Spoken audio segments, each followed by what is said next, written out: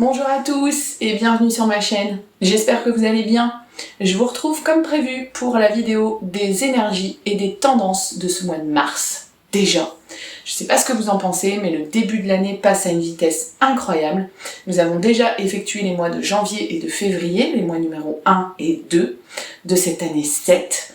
Donc si vous n'avez pas vu les vidéos correspondantes, je vous les remets en lien. Voilà, quelles étaient les tendances de cette année 7. Et on arrive déjà au virage de ce troisième mois. Alors c'est vrai que le mois de février est un petit peu plus court, mais je trouve que ça passe vraiment excessivement vite. Alors, je vous ai concocté comme d'habitude des sélections.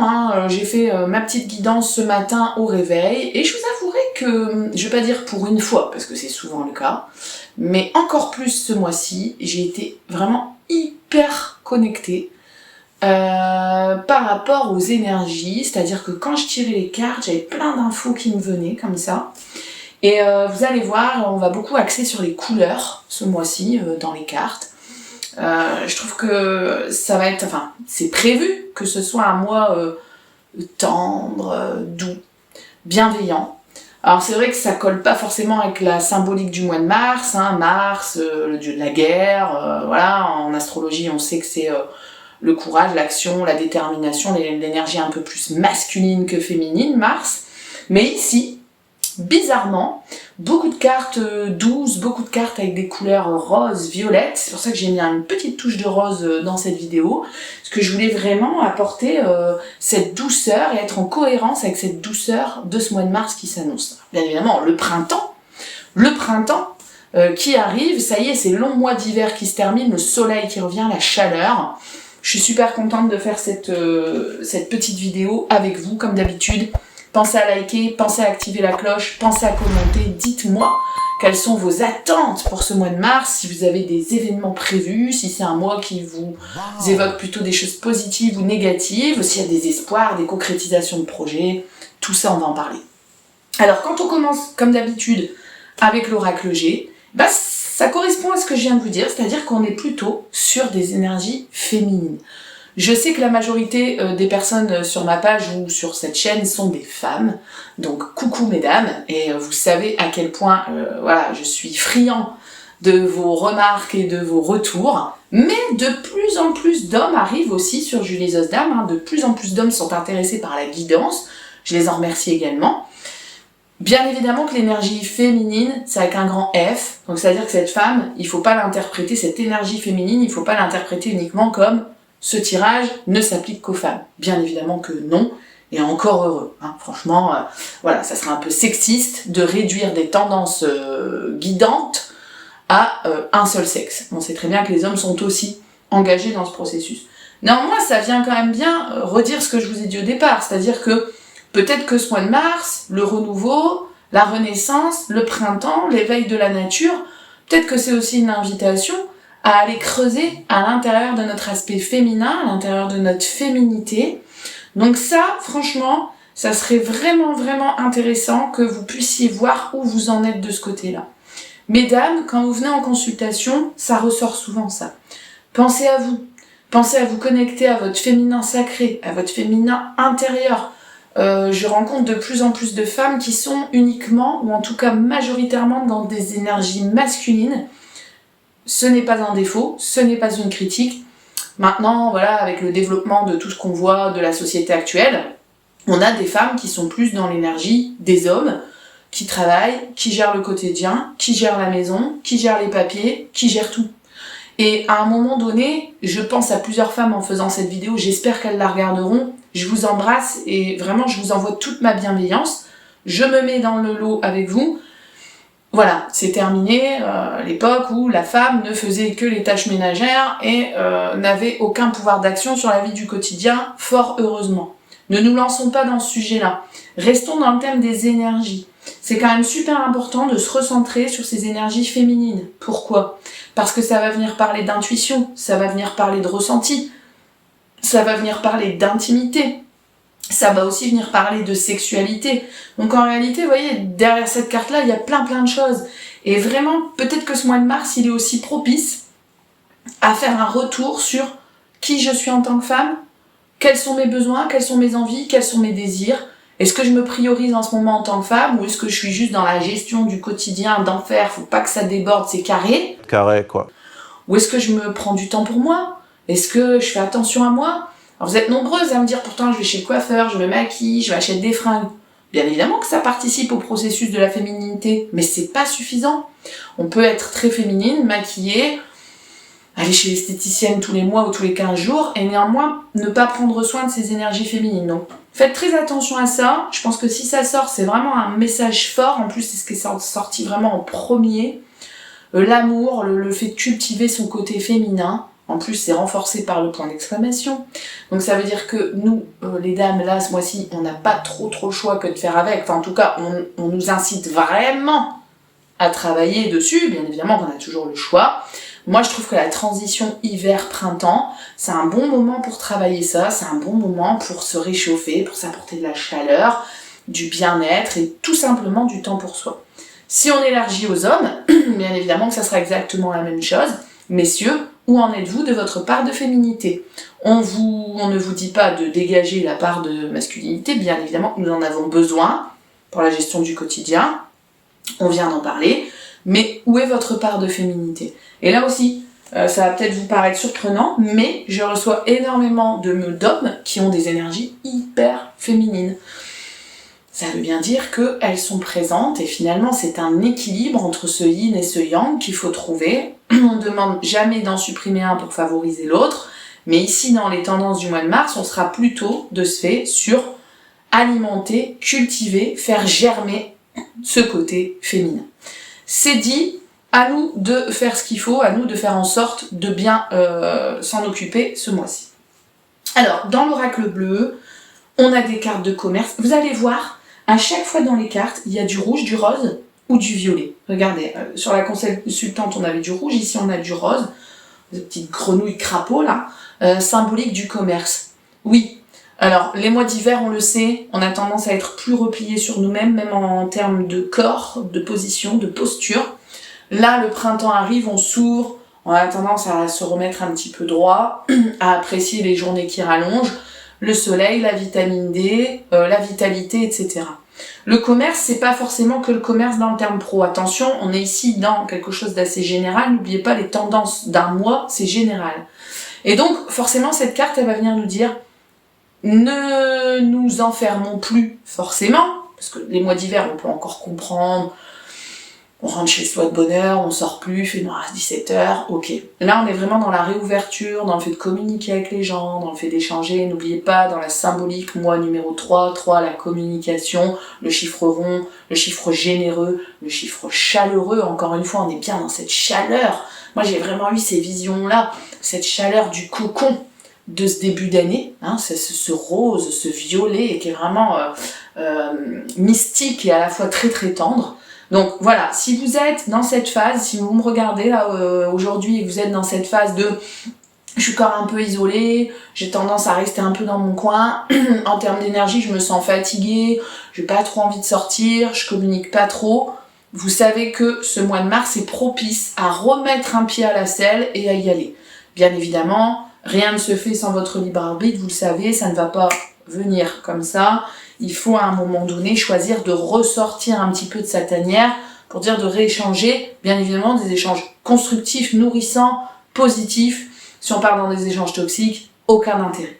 L'élévation, carte très très très spirituelle dans cet oracle bleu, c'est la dernière carte, il y a 72 cartes, c'est la 72e. Donc l'élévation, c'est vraiment le fait de progresser. Le fait de partir d'un stade plus bas, initialement, et de monter, s'élever, c'est progresser, mais dans cet oracle-là, il y a aussi la progression avec la pyramide. Là, c'est l'élévation, c'est encore autre chose. Vous partez d'un point et vous soulevez comme ça. Il y a l'idée de se soulever vers le haut, donc aussi vers le spirituel. Donc, vous voyez, ce mois de mars, ça serait plutôt intéressant de voir aussi, de faire un point sur déjà où vous en êtes au niveau de votre féminité, on en a parlé au début, mais aussi où vous en êtes en termes de spiritualité. Est-ce que vous vous êtes un peu perdu ces derniers temps? J'ai eu un de mes proches qui m'a envoyé un message récemment. Il m'a dit, écoute, ça m'a fait du bien de lire ton livre parce que je m'étais un petit peu perdue, ou en tout cas un petit peu oubliée dans ma spiritualité, alors que c'est une personne très spirituelle à la base.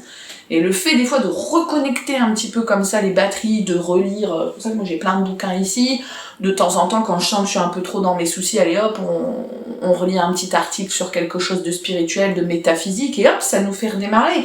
On redonne un petit coup de clé là dans le moteur, sur la machine, quoi. Donc, où vous en êtes aussi en termes d'élévation, c'est-à-dire que plus vous allez vous connecter avec votre intérieur, plus vous allez vous connecter avec votre intuition. N'oubliez pas que le féminin, c'est ça. Donc là en plus on est début mars, donc ça va être l'anniversaire des poissons, joyeux anniversaire des poissons, et on sait très bien que le poisson c'est le dernier signe dans l'ordre astrologique, très connecté à l'intuition et au ressenti des poissons.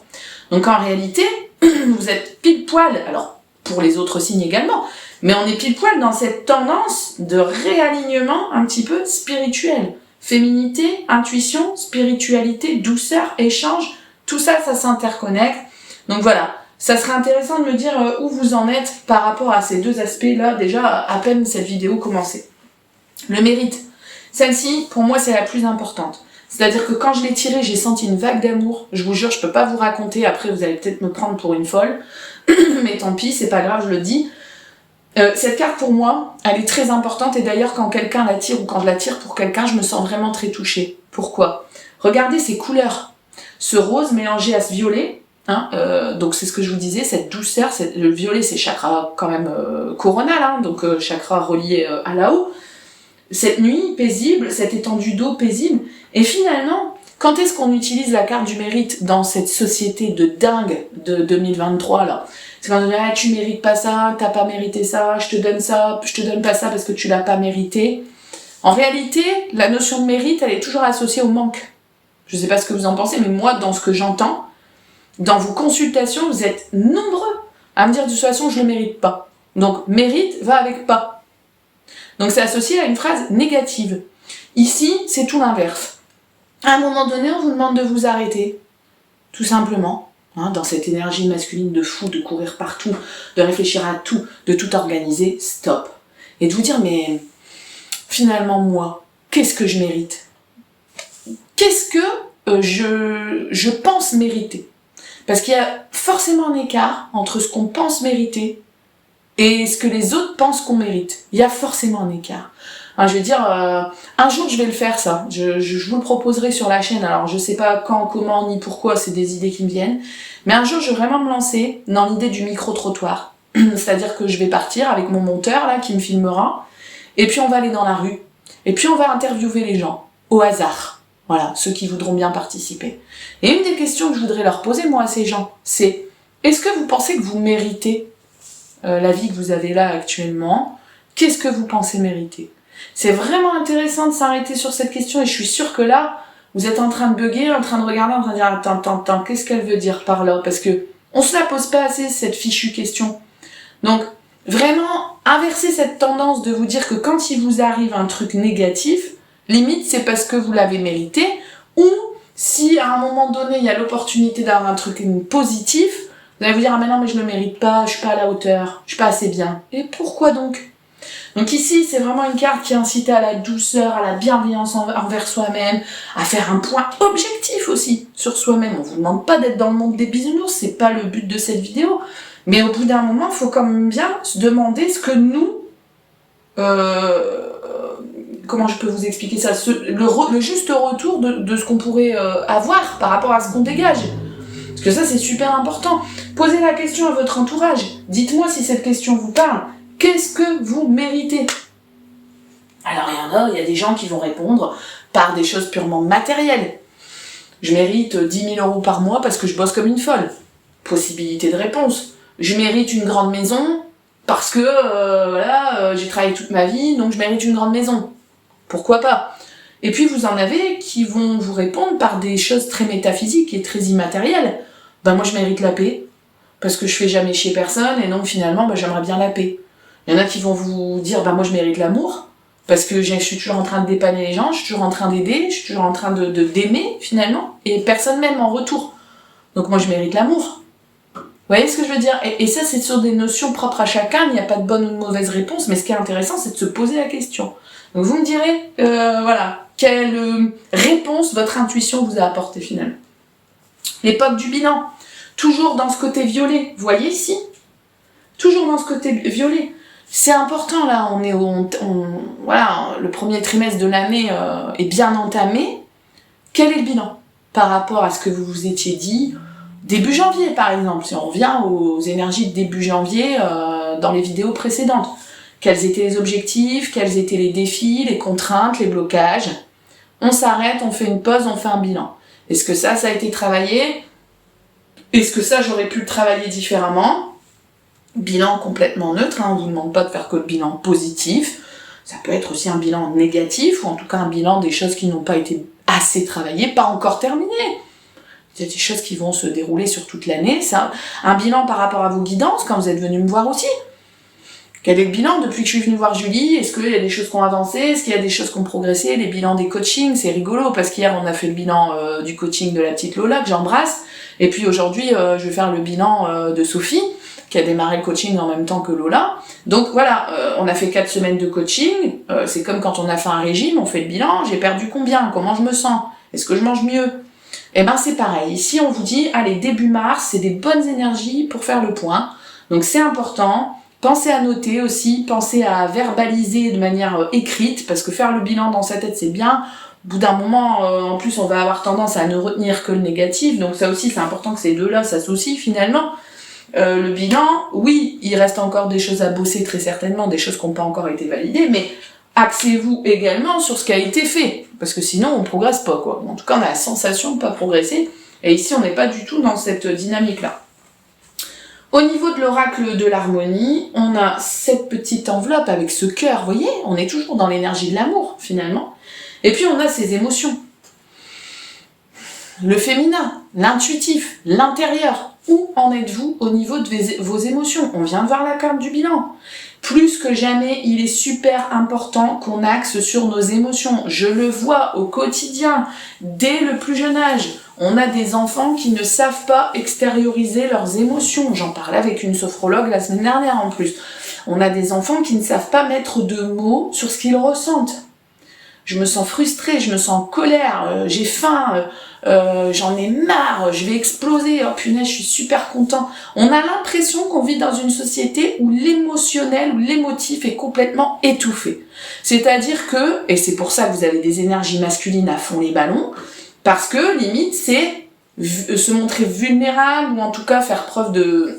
comment je vais dire ça, faire preuve de gêne quand on montre une émotion, et vous êtes nombreux à me dire je suis désolée, j'ai craqué. Mais soyez pas désolés de craquer, enfin, c'est tout à fait naturel. Moi, je vous le dis souvent, je préfère souvent un consultant qui craque, qu'en peut plus, vraiment en début de consulte, qui laisse sortir tout ce qu'il a à sortir et limite qui se purifie, plutôt que quelqu'un qui reste hyper fermé, hyper contrôlant, en disant moi, personne m'a jamais fait pleurer, j'ai pas pleuré depuis 10 ans, de toute façon, je pleure pas.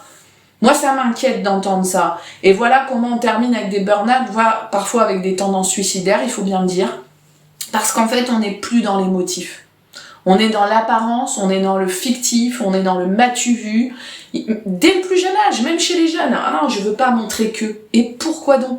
C'est justement quand on craque et quand on montre les choses que déjà on se sent mieux, normalement, et que les gens autour se disent « Ah ouais, mais en fait, elle a vraiment un cœur, quoi. Elle a des sentiments, elle ou il. » Donc voilà. Pensez à bien aller farfouiller dans votre émotionnel. Le mois de mars est fait pour ça, on l'a vu. Cette énergie féminine, cette énergie de douceur, de bienveillance, énergie positive, énergie négative, où en êtes-vous? Et surtout, comment vous les extériorisez? Encore une fois, le but n'est pas de refouler ces émotions, le but n'est pas de les réfréner, le but est de les accepter, de les laisser s'exprimer et surtout de les comprendre afin de pouvoir travailler dessus. C'est pas pour rien qu'on dit les 5 blessures d'âme, les 5 blessures émotionnelles, dont on a vraiment beaucoup parlé en consultation et je vous ai déjà mentionné ici. Quand on parle de blessures d'abandon, de rejet, d'humiliation, d'injustice, etc., c'est lié à des épisodes de votre vie, mais qui provoquent des émotions, qui provoquent des réactions émotionnelles. Donc on peut pas traiter la conséquence sans traiter la cause. Tout ça, c'est un package. Je sais que c'est pas confortable, je sais que vous aimeriez, voilà, passer à côté et dire, bon, allez, je suis triste, bah, c'est pas grave, je rebondis, demain, ça ira mieux. Certes, il y a un aspect comme ça, mais il y a aussi l'aspect de pourquoi je suis triste. Qu'est-ce qui m'a blessée?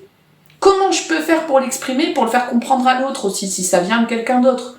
Sinon, on est à côté de la plaque. On doit travailler sur notre émotionnel, même si c'est inconfortable. Je pense que c'est la case vraiment sine qua non pour mieux vivre dans cette société qui, déjà, a tendance à nous bouffer émotionnellement.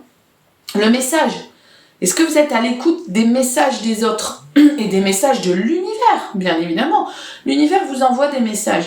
Les autres vous envoient des messages, des signaux. C'est pas forcément des messages écrits, c'est pas forcément des courriers, hein, voilà.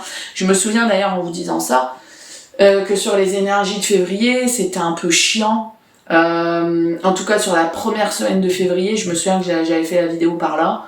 C'était pénible, c'était assez terre à terre, c'était la gestion des papiers.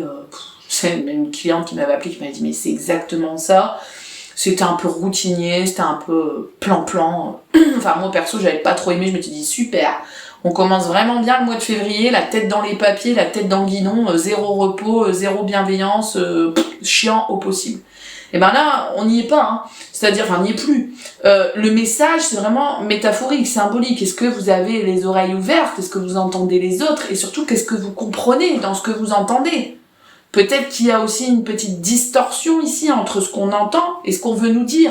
N'oubliez pas, communication, échange, commerce, mois numéro 3. Donc le 3, c'est dire, mais c'est aussi être entendu. Comment vous écoutez les autres? Quelle place vous laissez à leurs paroles? Et comment vous recevez les paroles, les messages, les signaux corporels? Voilà, il y a plein de signaux différents. Comment vous les percevez? Comment vous les entendez? Comment vous les réceptionnez? Ça, c'est vraiment hyper important de faire un focus là-dessus. Alors, je passe au sentimental tout de suite, on finira par le pro, parce que cet oracle rose là qui correspond super bien du coup ce mois-ci. Attention au doute, attention aux peurs, on est toujours dans le même schéma, je viens de vous parler des blessures émotionnelles, je ferai peut-être une petite vidéo un jour là-dessus, dites-moi si ça vous intéresse, faut d'abord que je me perfectionne avant. On a tous des doutes, on a tous des peurs, encore plus quand ça touche le sentimental, peur d'être trompé, peur d'être trahi, peur de pas bien faire, peur de pas en faire assez, peur d'en faire trop, enfin il y a toujours des peurs partout. Donc ça, cette carte elle vient vous dire finalement il n'y a pas de raison. Donc voilà, si vous êtes en couple là actuellement, ne vous posez pas 50 milliards de questions, bien sûr c'est global. Les doutes et les peurs viennent du mental, viennent de l'ego, on va en parler après. On en a besoin de ce mental, on a besoin de cet ego, il fait partie de nous. Mais ne lui laissons pas trop d'importance, sinon au bout d'un moment, il peut nous embrouiller, il peut nous freiner, il peut créer du retard, on va en parler également. Ça serait dommage, puisque là, on vous demande de vous connecter à votre intuition. Donc ici, forcément, on va vous dire, lâchez un petit peu votre mental, ok? Ça, c'est vraiment important, si on se connecte à soi, à son intérieur, c'est pas non plus pour laisser plus de place à sa tête, sinon ça n'a aucun sens. Alors ensuite, on parle de cartes d'âme sœur. Bon, ça va falloir vraiment que je fasse une vidéo là-dessus parce que ça ressort énormément. Tu connais déjà ton âme sœur, prise de conscience de l'âme sœur. Si vous êtes célibataire, j'en avais parlé dans la vidéo Saint-Valentin, enfin énergie de la semaine de la Saint-Valentin. L'âme sœur, c'est des relations karmiques, c'est un petit peu compliqué. Il faut bien savoir qu'on n'est pas tous au même stade de prise de conscience. Donc voilà, là c'est une énergie assez globale. Ni si vous êtes en couple, ni si vous êtes célibataire, parce qu'il faut tout prendre en compte, hein, finalement. Oui, il y a des gens qui sont en relation d'âme sœur, non, il y a des gens qui n'y sont pas, mais finalement, peu importe.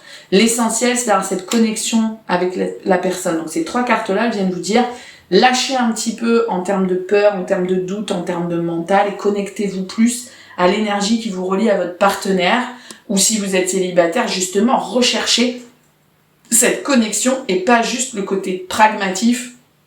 Ah, il correspond à mes critères, il est super physiquement, nana. C'est bien, on dit pas de pas le faire, encore une fois, mais c'est important d'avoir cette vibration karmique, ce feeling, cette flamme avec la personne. Sinon, là aussi, encore une fois, on passe à côté de quelque chose, enfin en tout cas c'est mon avis. Donc je vous l'ai dit, l'ego. Le voici dans l'oracle mission de vie, bien évidemment, on a parlé des peurs, on a parlé des doutes, on arrive à l'ego. Oui, donc encore une fois, vous voyez, c'est 2 personnes qui se regardent l'une l'autre, qui sont les mêmes finalement. On a besoin de cet ego. Personne n'est jamais dans l'ego. Pas possible ça, ou alors c'est qu'elle est sacrément perchée, j'aimerais bien sa recette.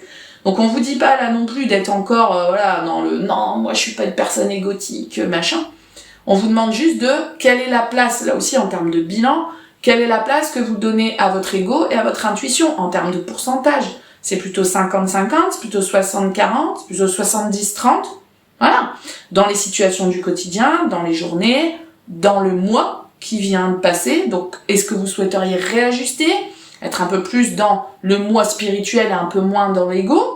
Moi, je pense que c'est ça que ça vient nous demander. Bien évidemment, ça ne nous demande pas de le supprimer à 100%. Et vous voyez, ces deux-là, elles vont en même temps, hein. Donc, je vous les montre.